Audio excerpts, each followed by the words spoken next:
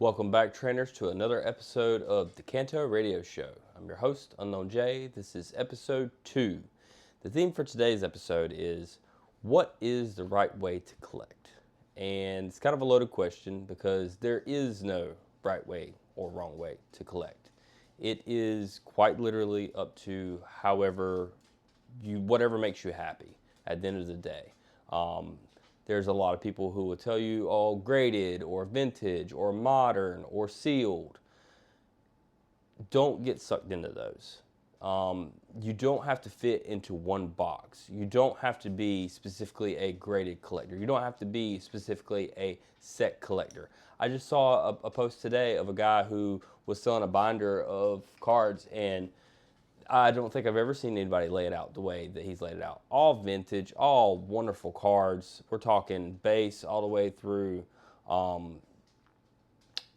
e-reader. I mean, it was a complete set just about of all hollows. But they weren't staged in such a way that was by set or by release date. It was, you would have Gyarados. All the Gyarados were together. You would have base set Gyarados, base set 2 Gyarados. Then you would have e-reader Gyarados next to a Shining, next to a, I don't think he had gold. Yeah, he had gold stars at the very back. It's just a very interesting way to collect. So the theme is to, and the point of this video is to get across to some people maybe who are new to collecting, or maybe some people who are just kind of stuck in their ways of collecting. Try something new. Maybe you'll like it. Just because you picked a certain way to collect doesn't mean you always have to stick with that way. Whenever I first got into the hobby, I was primarily a binder collector. I still enjoy looking through a binder. I am primarily a binder collector. However, I have slowly shifted into more graded cards as I've gotten more involved with the hobby. Certain cards I really like, I prefer to have them graded. Today is actually a mail day for me, so I'm gonna bust open this package. So yeah, just don't feel like you have to collect a certain way. That's I think that's one of the biggest thieves of joy in the hobby is subscribing to, oh, I have to collect PSA 10s because that's what other people collect or that's what other people desire. No, you decide. Some people, they love damaged cards because they can, get a binder full of them, and that's what makes them happy. Don't forget that at the end of the day, it is quite literally about what makes you happy.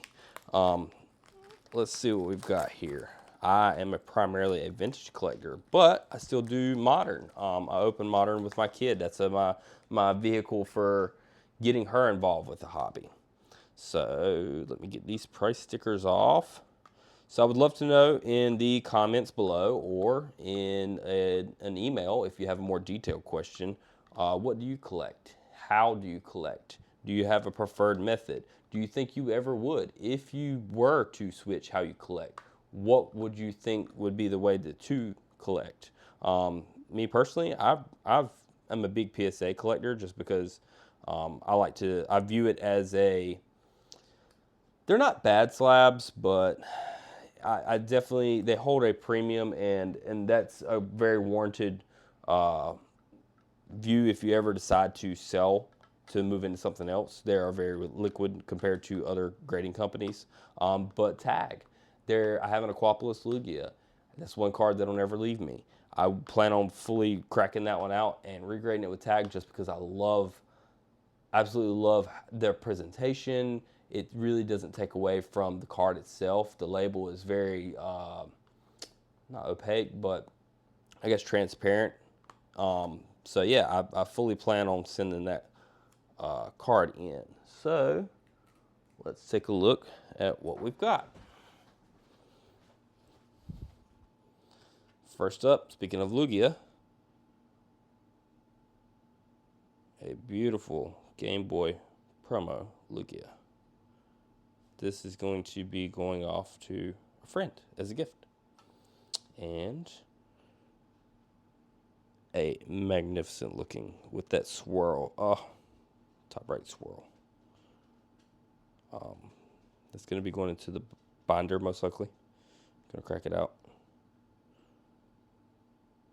Depending on how clean it is. It's very clean. See, I prefer to collect raw. And as clean as possible where it permits. And this card, you just can't find it anywhere. Light play, moderate play, for the price range that I paid for this. It's a really good deal thanks to someone in the community. I don't want to name him, but yeah, it's always look for an avenue to which you can get the most out of your collecting style, and you'll never go wrong. You'll always be adding. You'll never feel like you've completely drained yourself and your resources, and you can continue to evolve and grow in the hobby as you learn more about it. So yeah, that's my video for today. Collect what you like, collect what makes you happy. There's no right or wrong way to do it. Yeah, thanks everyone for watching, and if you have any questions, leave them below. If you have any more detailed topics or questions, feel free to shoot me an email, and I'll see you on the next one.